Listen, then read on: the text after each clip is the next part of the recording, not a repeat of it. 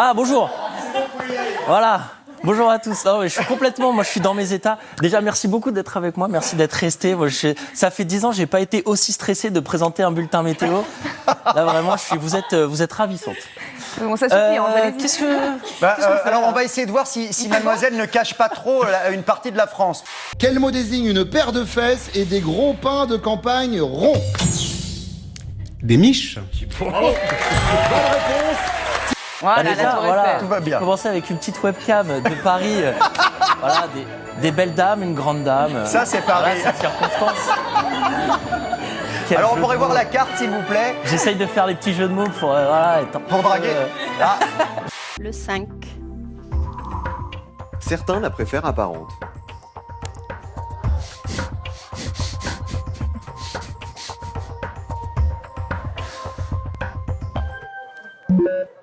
Je sais pas. C'est quand même pas ça la réponse.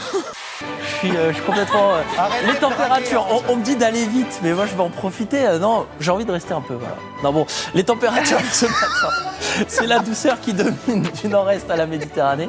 Et cet après-midi, de la chaleur, comme moi sur le plateau. Là, je suis complètement en nage. Les femmes me trouvent bizarre, elles ne savent pas ce qui se passe dans ma tête. Ok, les femmes me trouvent bizarre, les femmes me trouvent bizarre. Le 5. Certains la préfèrent apparente. La poutre. La poutre apparente. La fameuse.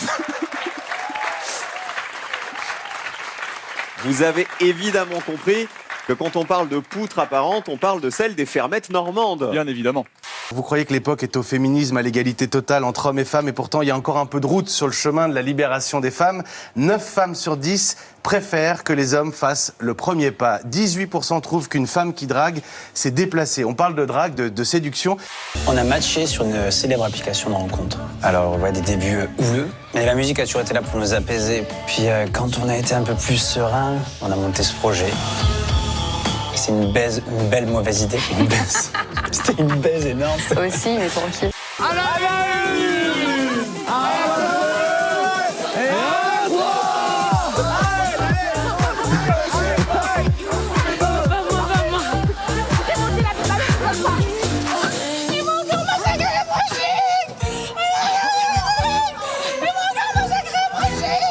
Pour un tout petit incident, ne devenez pas la dame qui prend la situation en main, fait acte d'autorité, prétend que ceci est trop chaud ou trop froid, accablant ainsi son pauvre compagnon d'un complexe d'infériorité.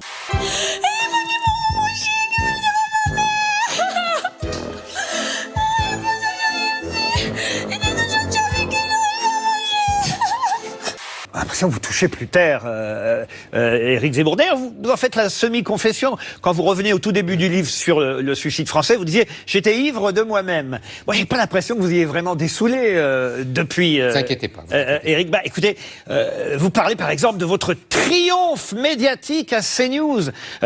Mon triomphe médiatique à CNews n'arrange pas mes affaires. À la limite que ce soit un succès, je veux bien comprendre, mais laissez aux autres le soin de le dire. Ça a l'air de rien, mais juste ça, ça suffit.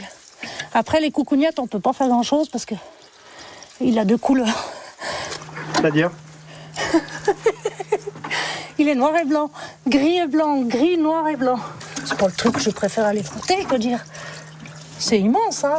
Je vous confirme que je suis atteint d'une maladie qui s'appelle le vitiligo, qui n'est ni douloureuse ni contagieuse, mais qui est très visible. Et encore, pour moi, elle l'est moins que pour d'autres.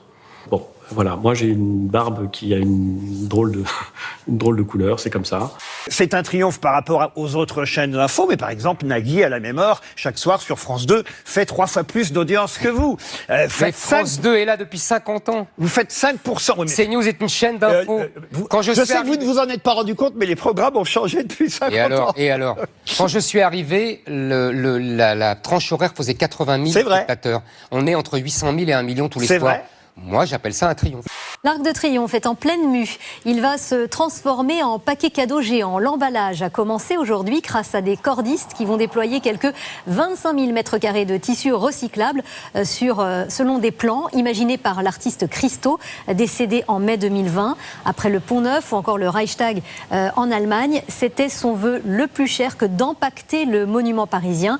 Ça prouve que manifestement, vous ne connaissez pas bien les chiffres. Bah, voyez. Et j'espère qu'en économie, vous serez meilleur que ça. Voyez. Ben oui, parce que, pardon, oui, on fait à peu près en ce moment le même nombre de téléspectateurs, je suis d'accord avec vous. Voilà. Sauf que vous les faites à 19h, en effet, vous avez vu l'heure, hein, entre minuit et 2h du matin. C'est incomparable. Ce qui compte, c'est la part de marché. On entend la douleur, on entend la passion, on entend des sentiments tellement purs. La grande, l'unique, la seule, Mimilène Farmer. Yes!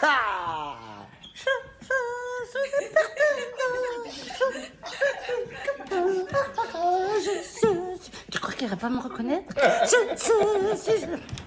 Tu crois que ça passe? C'était Mylène, bon anniversaire. Tu chantes tellement bien et juste. Non mais ça fait du bien. Il faut faire un galage. Urgence. Ça va aller, ça va aller. Jen. Elle me fait du... Jen. Enfin vraiment, je suis très touchée.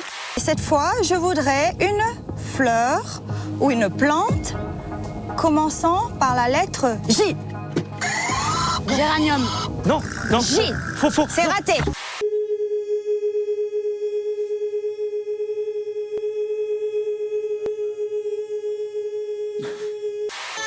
Jamaïque. Jasmin, qu'est-ce que tu dis? Mauvaise réponse. C'est fini, tu ne peux plus répondre. C'était gentil. Mila, c'est quoi ton nom?